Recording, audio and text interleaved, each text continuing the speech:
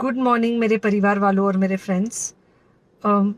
बहुत सारे डॉक्टर्स की तरह मैं भी बहुत परेशान हूँ, इसलिए मुझे लगा कि शायद मैं आपको अगर कुछ कुछ चीज़ें बताना चाहती हूँ और मैं शायद अगर ये बताऊँगी और अगर आप लोग सेफ रहोगे तो I might be at more peace. जैसे आपको सबको पता है कि बॉम्बे की हालत तो बहुत ख़राब है और धीरे धीरे बहुत सारे शहरों की और बहुत सारे स्टेट्स इवन टाउन्स की हालत ख़राब होते जा रही है। बॉम्बे की हालत तो इतनी ख़राब है कि हमारे हॉस्पिटल्स में आईसीयू बेड्स वेटिंग पे है, पेशेंट्स के लिए बेड्स नहीं है। It's a very very helpless, यानी मुझे इतना हेल्पलेस और लाचार कभी फील नहीं हुआ है। We have to literally manage patients at home with oxygen, and this is not something we are enjoying. So I really want all of you to follow a few things that I really am requesting you to follow.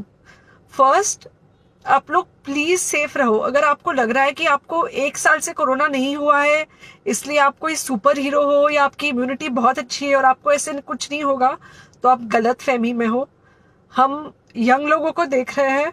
I mean we have a 35-year-old who's on the ventilator and we are not able to help people now. So we do not want, we really don't want any of you to be in that situation. So sorry,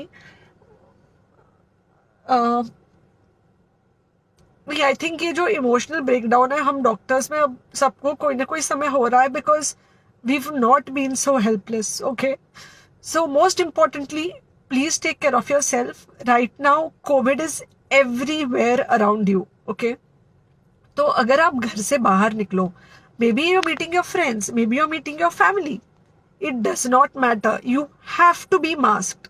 okay, just because आपको अभी 1 साल से corona नहीं हुआ है या आपको पिछले साल कोरोना होकर जा चुका है, इसका मतलब ये नहीं है कि आपको वापस कोरोना नहीं हो सकता। You can still get COVID. तो please keep yourself very well masked at all times. अगर आप घर से बाहर निकल रहे हो तो घर के बाहर निकलो, मास्क होना चाहिए। मास्क सिर्फ इधर नहीं, मास्क पूरा नाक से पूरा यहाँ तक होना चाहिए। दूसरी बात, अगर आपको कुछ होता है, अगर आपको बुखार आता है या कुछ होता है, पैनिक मत होइए। Do not get unneeded investigations done. Get in touch with me obviously immediately. And most importantly, आपके जो फ्रेंड्स है या कोई भी है उनको बोलो पैनिक में होकर एडमिट ना हुए हॉस्पिटल में। फिलहाल जो सिचुएशन है वो ऐसी है कि बहुत सारे हॉस्पिटल्स में स्टेबल पेशेंट्स एडमिट हो रहे हैं और बहुत सारे लोग जिनको एक्चुअली ऑक्सीजन की ज़रूरत है उनके लिए हमारे पास बेड नहीं है। इनफैक्ट हम लोग घर में लोगों को ऑक्सीजन देके मैनेज करने की कोशिश कर रहे हैं, और ये हमने पहले कभी नहीं किया है कि हम इतने सारे लोगों के लिए बेड्स ढूंढ रहे हैं, इतने सारे लोगों को घर में मैनेज करने की कोशिश कर रहे हैं। So please leave beds for people who actually need it, who have pneumonia, who need oxygen, and who will need to be under very close medical care. Third thing, if you have not taken the vaccine, अगर आपने vaccine नहीं ली है किसी भी कारण से, हो सकता है आप ट्रैवल कर रहे हो सकता है आपको वैक्सीन की हिचक हो सकता है आपने कुछ व्हाट्सएप पे फॉरवर्ड पढ़ा हो कि वैक्सीन की वजह से कुछ साइड इफेक्ट्स हो रहे हैं या कुछ हो रहा है।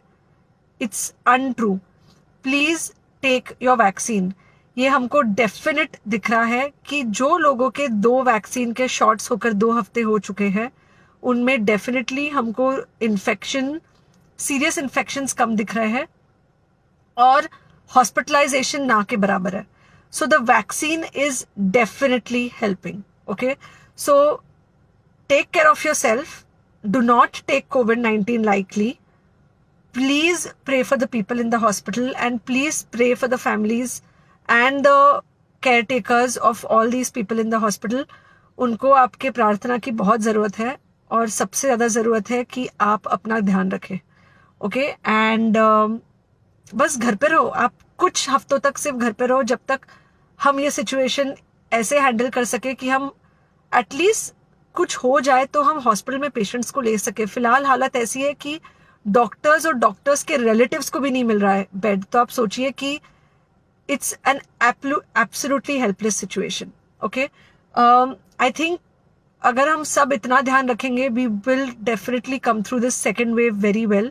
Okay, and then we will have to work on not allowing a third wave. So third wave का हम बाद में सोचेंगे, वो तो नहीं आना चाहिए, पर जो ये सेकेंड वेव है इससे हमको कोई भी हालत में एकदम सेफली निकलना है. Okay, take care, I really love you.